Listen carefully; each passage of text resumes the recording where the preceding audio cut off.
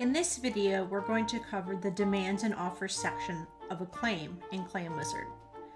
When you're in Claim Wizard, navigate to the claim that you wish to record and document the demands and offers of that specific claim. Here we have a seemingly residential claim in the system that currently has no demands and offers. You can think of demands as anything that you would put through for proof of loss or inventory information or anything like that. These are the actual pieces of the claim that you are providing proof that need to be covered by the carrier. Adjusters or estimators would be the ones to actually calculate these numbers, but of course office staff may enter them on behalf of those people and roles. So here what we're going to do is we're going to show you how demands and offers works.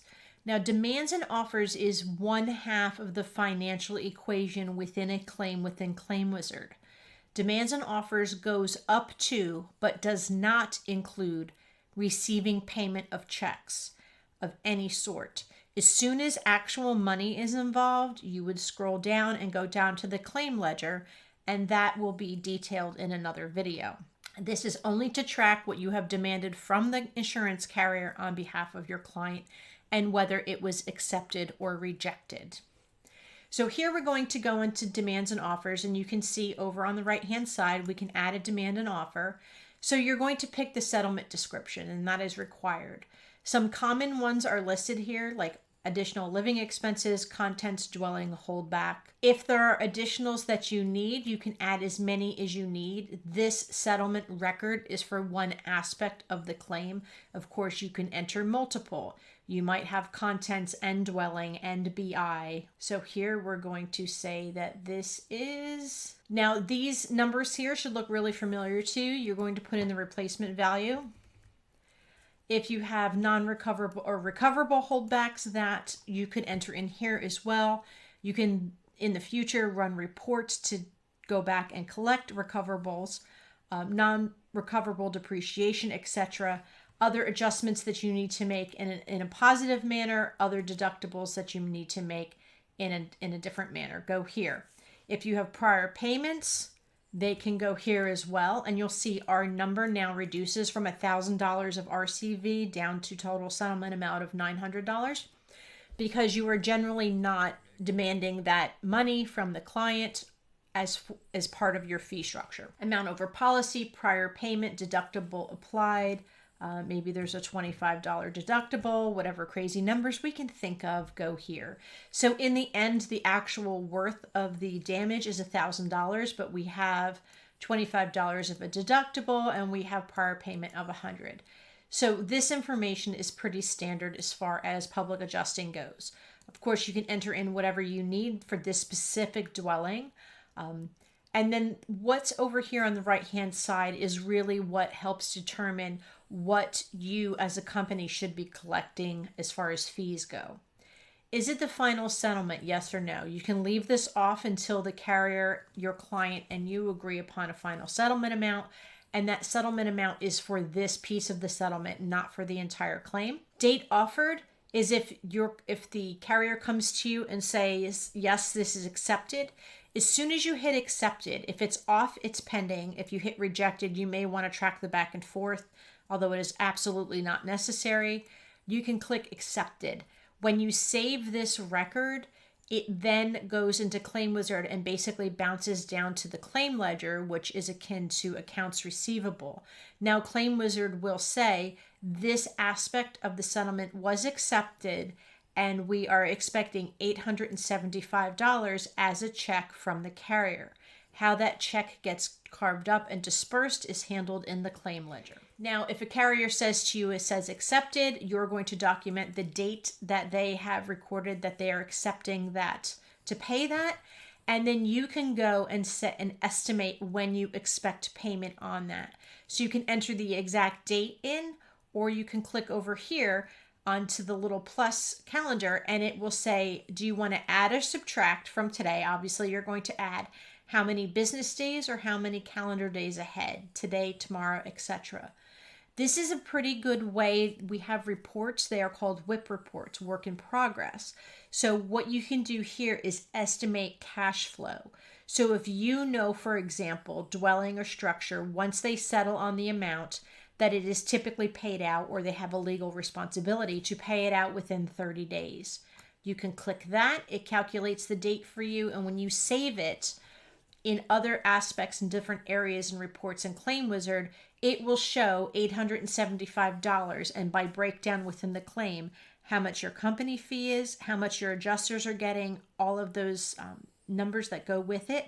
You will get a breakdown in Claim Wizard to show you that. If you don't have a date offered, if it is not accepted, you can keep your numbers in here.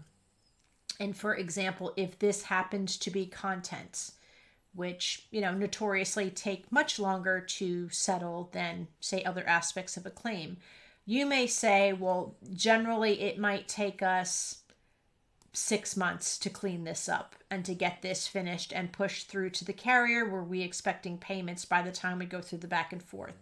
This will estimate your cash flow for June 11th, 2021. So however you choose to use this field is up to you. You do not have to use it though. So here we're going to say date offered and payment expected 30 business days ahead.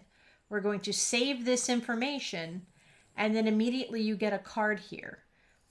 Looks like a Monopoly card. It's going to have the information, and of course you can print it if you want and pull that information to do with that demand and offers, specifically to do with the proof of loss here. Or you can go back and edit the information. So if you make this offer, or you make this demands to a carrier for essentially $1,000, and they say no, and they say we're going to pay $999 just because that's how they do, and you're going to get $874 at the end, and then they say, okay, this is our final offer, everyone accepts it, we're going to hit accepted. When we do that, you'll see we get an accepted tag, and we get a green bar here on our little Monopoly card to indicate that it has been accepted. Of course, if you start to get lots of pieces of demands and offers within your claim, it could get a little messy to look at. So up here you have a grid or a linear look at this. If you have multiples, they will all be listed here with their status, category, etc. And then you can always hit edit to edit that piece of information. Now going down to the claim ledger section of Claim Wizard, and again, scroll if you don't see it, you will be able to see at least 3 tabs for this claim: payments, expenses, and notes. Disbursements is a hidden tab unless you have security clearance that enables you as a finance personnel or as an executive of your company. So you will not be able to see any of that information unless you hold one of those 2 security statuses in Claim Wizard. The other 3 you can see. Payments, this is when you receive checks, and we will have a more detailed version of this video on check payments and receiving. But just know that it is here, and you can see a total listing out of date received, checks, amounts, references, and notes.